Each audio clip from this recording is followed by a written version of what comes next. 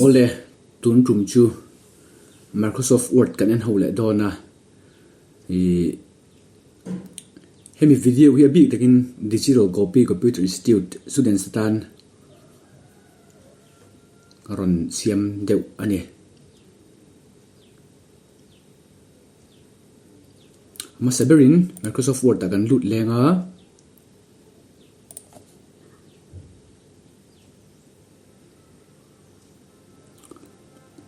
blank document hi kan select ang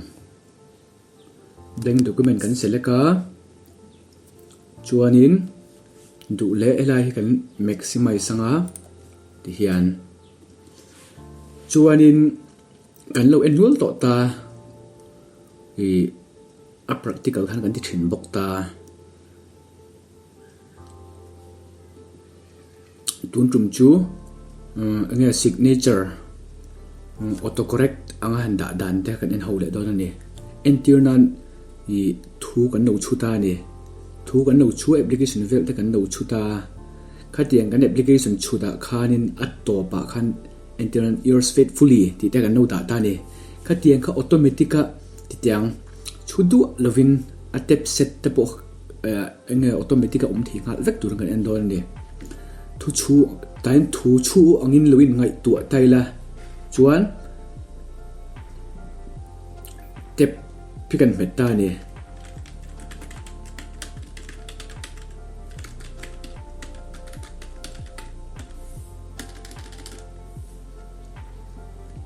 tep le a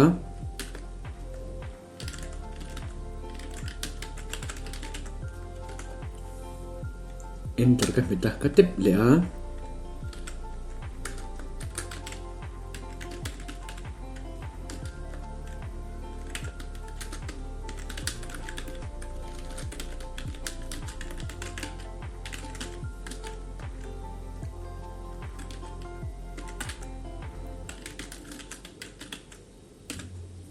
Itihin ka lo de ta ni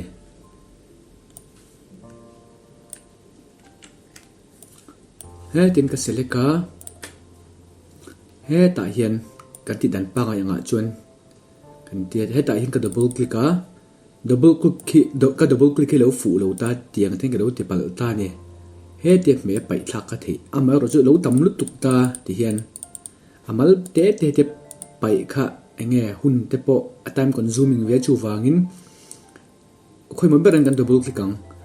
click kha kan ti fu the lo ni chuan he home menu chunga hian home menu chunga he ta paragraph a hian dialog box oma ta hian kan petanga tep sang ka lut lenga ta hian clear all kha kamang thei ni ani lo pon I enge 2 point something vel hi den ka peta ka clear thei mai ta ni ti khan clear all hi mang top pila si set thale mai la all sam mai ti khan tin kan ti le ta dan ka double click a ka soyang khan double click kha kan no ti fu thei lo ni chuan he ti khan kan lut mai don nia chuan signature pakhat remote ta lo ni ta center hi ka me dang ti hian set kherangai chung lowa okay ka me top ti khan lo ni ta ni chu chuanin signature patni khalom ta se photina mo ante kan ti ve leang and enter ka lo mangta ni counter sign kan tiang chi kha lom ta se mo dule sa hi pai lokang kan pai lokanga ta hian kan meta tep kha horop te vek pe sinang horop te vek a po kha kan du chuan horop puyang in kan change thei vek ani kha mo he tin ka select a ka change du na ho kha he ta font sa hian ka lu ta hian all caps ti hi ka ti khan chang thei ni chu mo chuan enter ka meta ka tep le ta a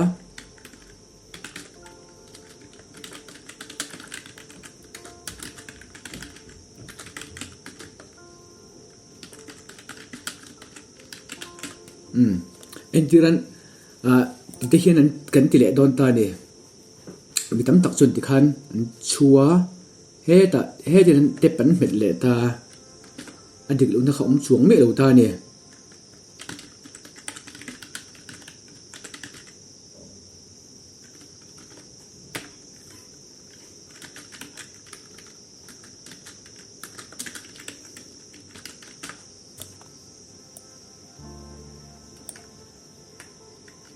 la chin te hi ka copy nga ka tepa tele a he po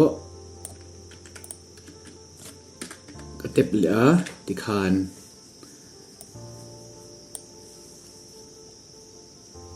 pakati ta hian omta se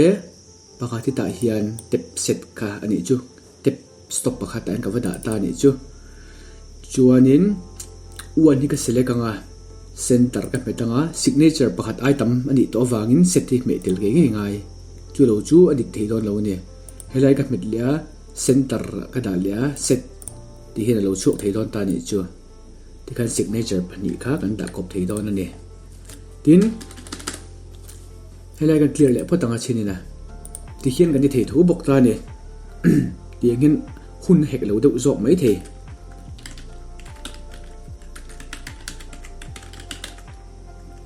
ka tep nga la ka chungal da pang thian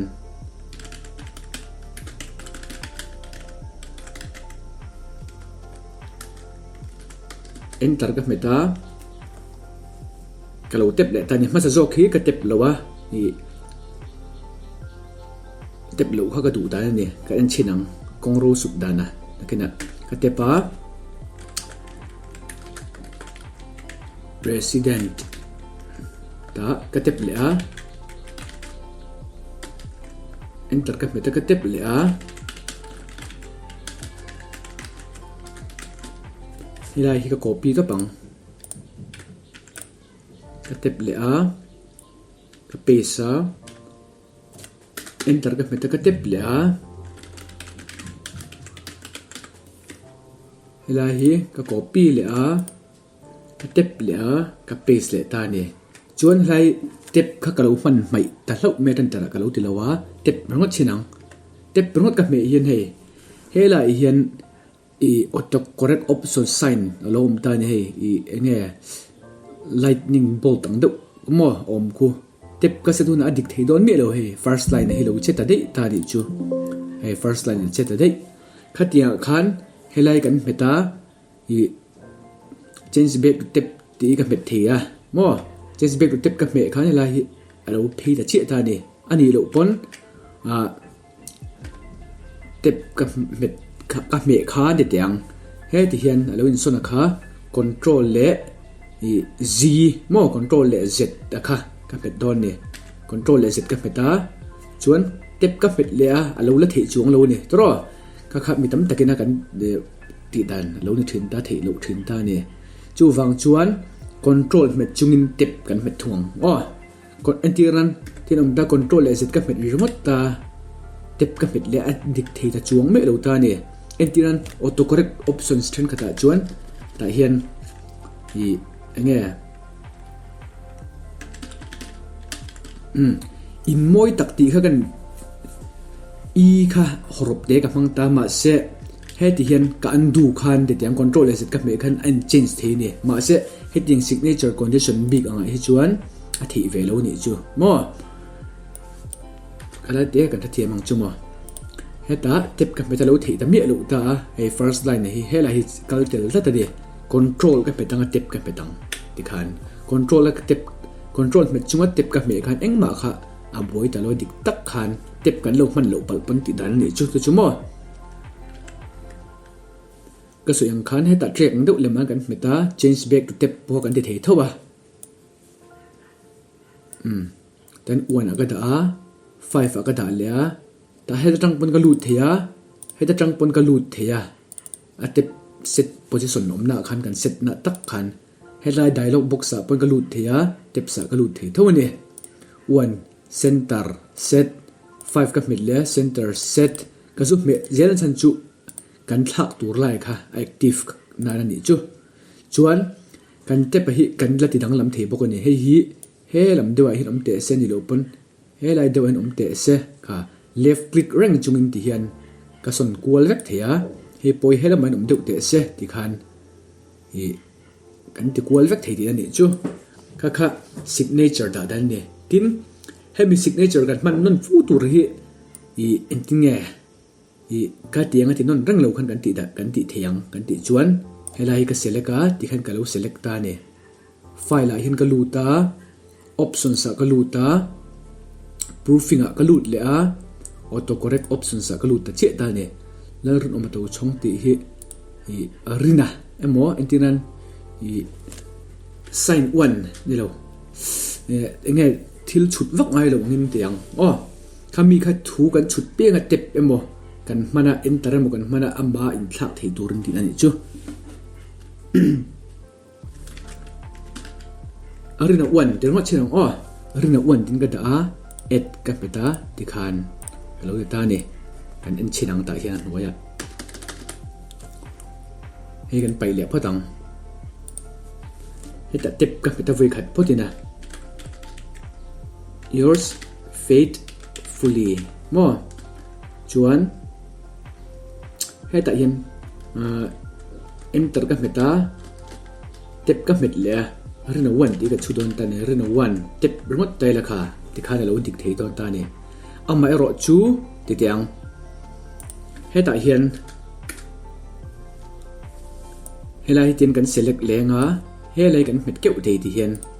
tikhan lo dik ta mai ta hei po i enge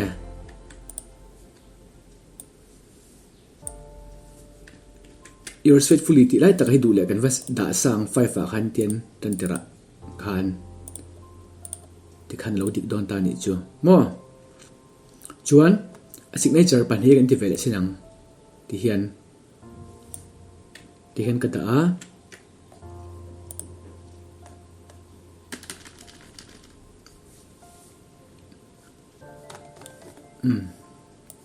he ti hian ka lo select ta ne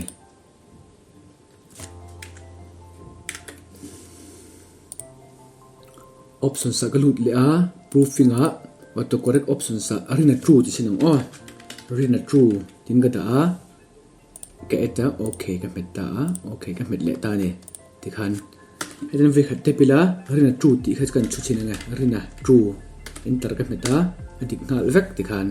heta mi ang che khana lo om thei ta ni chu chuan arina 1 kha kan pai lenga an moi lampang nge dik thlap tur han kan ti ve chinang heta kan lut lenga option sa kan lut le a proofing a autocorrect a arina ti kan chuang arina 1 hi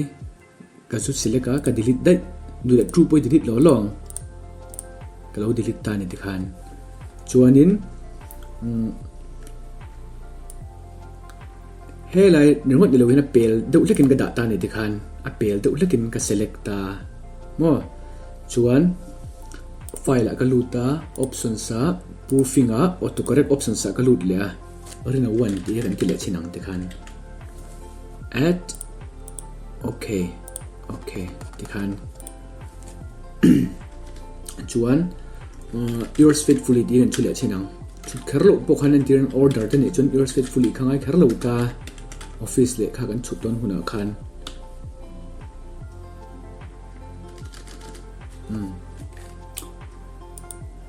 du le hi 5 kan da sanga ka tep ta ni tikhan mo chuan ta hian ka tep le a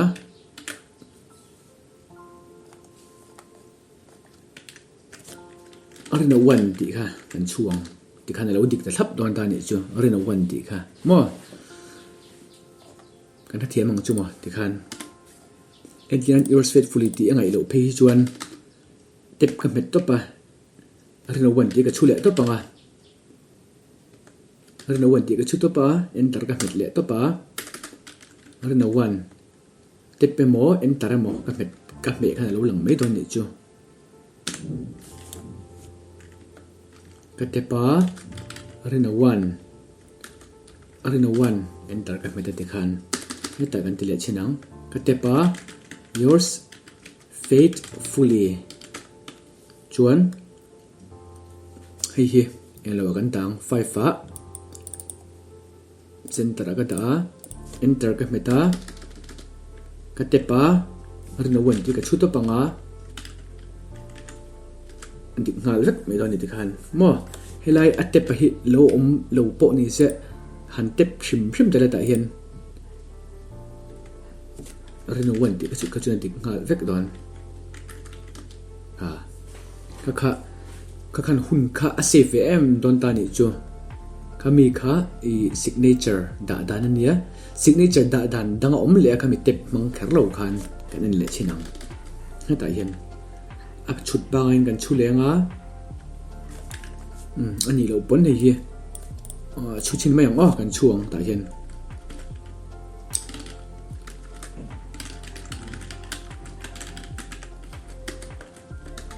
tep kan mang lawang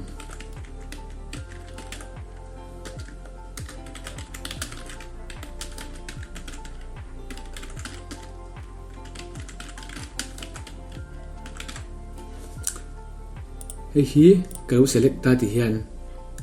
center ka da a tep ka pet to pang ti hian keyboard tep ka pet ta ti khan alo dik ve thei tho ni ti khan mo om zia chuan hi I left indent akakala ma se left indent ni ma se I heta hian alignment a hian center a kan da ti na ni chu kan chekang ta hian kan lu tanga hei left khalo kal de ti na ni chu ma se tuna ka tiang khan ti ve don ta ula a thei kher lo mai thei ta tan memo number te kan da le du chun kan delete le maya enter nan kan delete sinang alo thei lo ti dan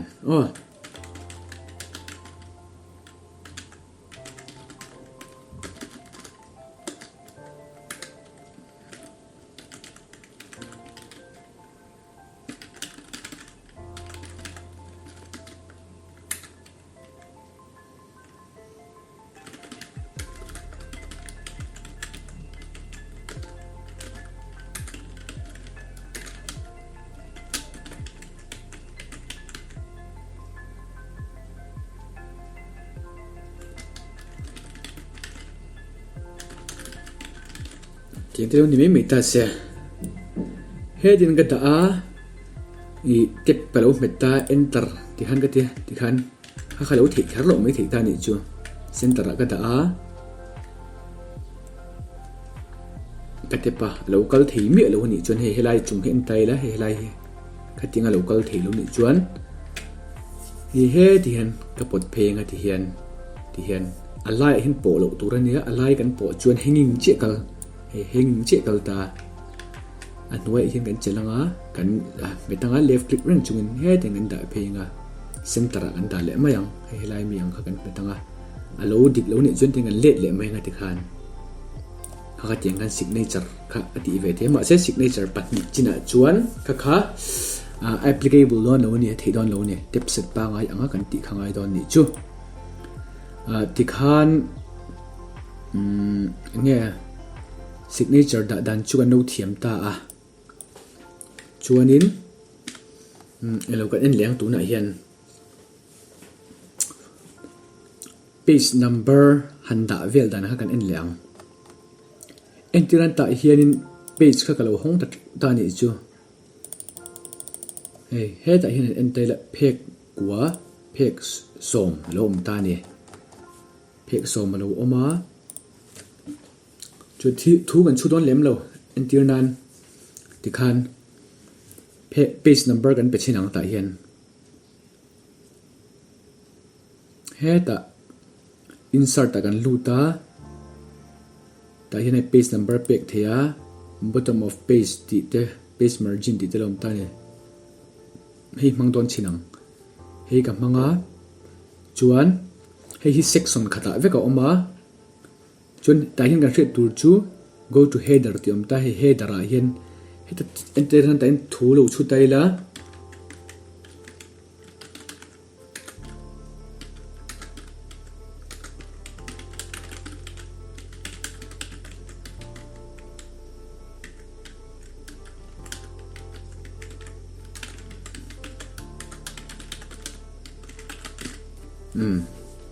center ka ta boka du le ka te bol tang ti khan phek tina khan a header khala om vek don chu ti hian tin page number kal zela phek som lai kha kan no ni don ti na ni chu tian phek som oma achunga lo lang vek bokani ti hian mo chuan I khatiang che khan lai ka double click thei tho ani lo pon he ta kan lu tanga ei nge footer te hin edit footer ti te oma number ha kan edit vek thea tin go to header helai mi po kan edit vek the thil dang po picture da bo kan ta thil thei ti na ni chu chuanin kan print huna chu dan turang khan en le chin tai la he tin lo don ta ni hei an en wang tai la ti hian hei page 1 2 3 ang khan kal zel ta ni he ta page ten ka kal dua ka met topa ta hian enge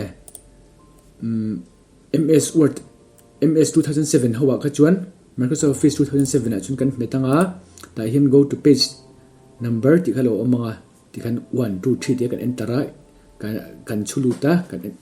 okay kan me khan page 1 na ta pokal thea ma tu na ka man hi chu 2021 ania hei kan du ka ting kan zu ti kwal the ve ti na ni chu engma danglam na chu te ni om na tu lowe khala in kar te kha tin heta hian in ama saber hi a cover page lo ni ta se mo kan in chinang cover page one na kan chou kan lut lenga ta hian cover page man kan no tum chin don ta ne hi mahse ti khan cover page kan mang tel ngal top thei ta cover page kan man hian ta hian ei engma kha om ve tambi lo ta ni chu cover page kan man khan ma saber ka chu number aloin pe tambi lo ta ni ti hian nuai tang che khan 1 2 3 han pe ta ni ei zero ni ta ni kan an du le lo khanga khalai te khat Microsoft nge Word 2007 alom ve lo ta kin ti tiang alo om lo ta kin ti kan tiang ma saber hi kan pai dan tu ra kha thu te kan no chuta ta hin kan no chuto sia ti ran mai mai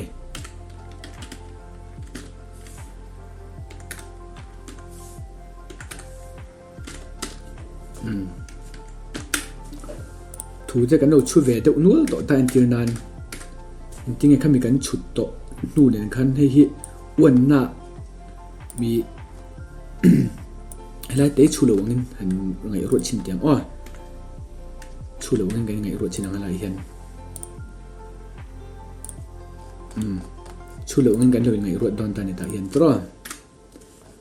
en te kan tiang helai hit number in pelowa an wei tang in petu hian te kan dang kan an chinang ama saberin hetiang condition anga chuan he time kan dang ti hian thu kan no chu to ni kha chuan layout ta kan luta break sa hian section breaks and continuous kan met to pang ti hian continuous kan meta chuanin insert ta kan lut le ani lo pon kan double click the lai hi mo footer kan lut ta ni edit footer khan ka suyang khan heti pan ka chu top the ti hian different first page ka metang ti hian different first page ka meta chuan different first page ka meta section 1 lo ni ta ni helai hi section he poimo topa section 2 section na thang thang ti the mo section 2 9 ka luta ti hian page number header and footer khan page number ka luta format page number san ka luta format page number hian start at ka meta 1 tin lo in thla don ta ni kan an chinang achung ber chelo blank ta ngei mai kan suyang khan lo blank ta auto 2 hi digital copy computer institute ti khalang ve ka he 1 2 3 4 angin local ta ni chu ti khan local ta zel ta he ta phek som patni thleng kha alom ta ni mo tiang khan kha kal phungania ma se entiran tuna ka Microsoft nge Word ka version man angin man chuan nge he ta insert ta cover page atang khan kan ti danglam ngal top thei ti ni chu khatianga ti equal du lo khan chuan hei hi ti leang bookfold angin booklet ang khan ka lo siam du ta ni booklet tak tak tu rangin te kan ti ang kan ti chuan layout ta kan lu tanga page setup an kan lu ta he ta hian a margin de kan no thla veta 0.5 ang de kan no ti vek taila ka copy tep ka meta bitam tak chuan tep an hle khan an delete le phota an enter ten an paste le thin ta ni chu mo ka ting khangai khir lo ka tepa ka paste nam to pang an replace to pang ti khan chuanin he ta hianin hi bookfold thi ka lo select ti hian bookfold ka select a in kar hi in nei lu tu lo turin ka do ta ni mo chu van gatar he kan peang ti hian le ka bu khalo cha to khan gatar kan pe do chuan a top na ho khan sit an si de nga kan share thei don me lo ti ani chu okay ka meta ti khan lo chang the alo om don ta ni mo om zia chuanin he lam te hi a all zau big ang khan lo om don ta ni hey he ting hen an chin tai la hey he lai mi hi a all zau big ang te khan alo om mấy thì tiếng hè lom don ta ni chu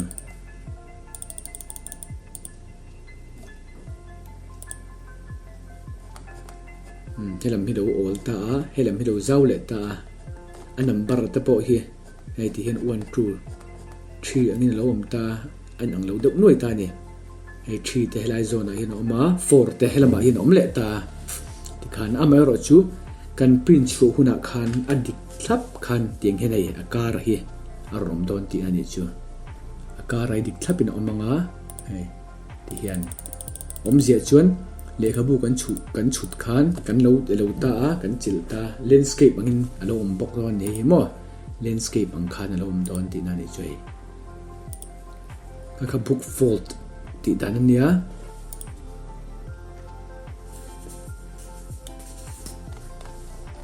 chuanin bookfold te ka tiang kherlo de po khan kan ti ve thei de ta thobina ti tiang kalam ang de chi khan hi nge booklet ang kha bookfold le booklet ta kan hret polanga bookfold te naw ang de ro hi ni ve ta ne bookfold ta chuan booklet ta chuan ti dan khatlem la danglam ve le dewa ta hian document kan hong china control n ka me khan ni mai control n ka me to pa hai ta hian ti he control n ania chuanin hai hi layout ta hian orientation kaluta orientation in landscape akan ta chin ta ni entiran mai ti hian ti sinang chuanin kalama hian true ka select chuan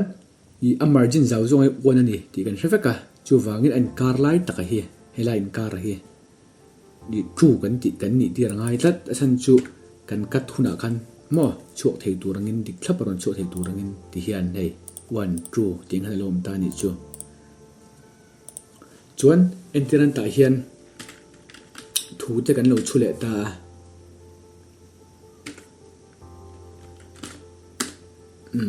ti khan ka lo chuta ni thu kha ka lo justify ya he laman chut ka tuma thei ta mi lo ta ni te kan tiang he ta layout ta kan lut le break sa hian column chuan ka paste ka lo copy lo he tin ka meta ka copy kan paste le ta che ta ni ti khan ai dang che kan ti khan ron chuak thei don ti ta ti na ni chu mo kan ka thiam ang chu khalai kha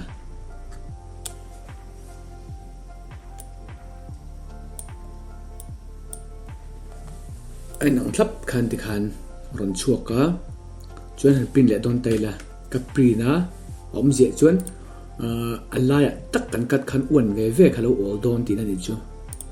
kalama kan lut le heta line between ti hi ka cheka ti hian lo print chuak tai la ti hian lo chuak nga line hi helai tak ka kat hian he lampang all nge space le helai space hi an ang vek don ti na ni kha kan tha thiam ang chu hi kan lo enanga i kan lo in ziranga chuanin i class kan lak le ve le ti tiang class kan lak le ve le a practical in kan en don ya ulu dewin kan en non anga chuan i kan hret lo lai te ka chu ที่คันกันรู้ว่าเละมาอย่างมั่วเบกวดคัดกันเป็นตั้งที่คันกันเอ็นนนเละเจลโดนเนี่ยเฮลาชินเตหินิตาเสตุนตันชวนกันดูต่อกัน